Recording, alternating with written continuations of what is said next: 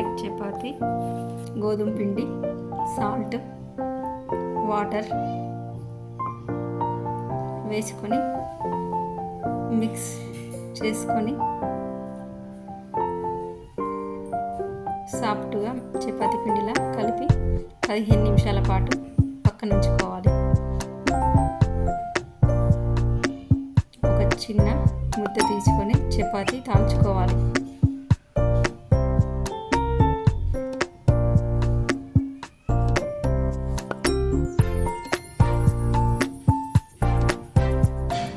పెనం పైన రెండు వైపులా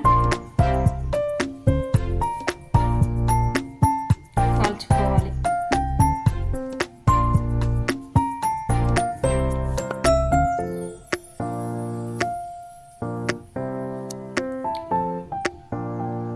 ఒక గిన్నెలో 2 స్పూన్ల కారం పొడి,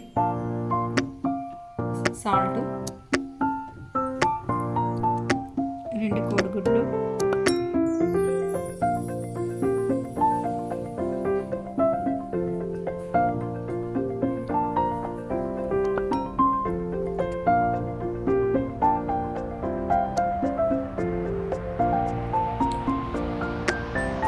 ఇలా కలిపి పక్కన పెట్టుకోవాలి.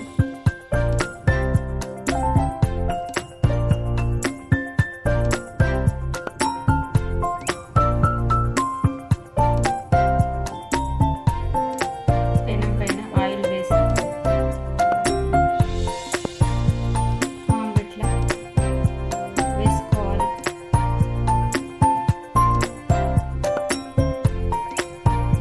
కారపొడి, సాల్ట్ కలిపినవి చల్లుకోవాలి. పైన చపాతీ పెట్టి ఇలా కొంచెం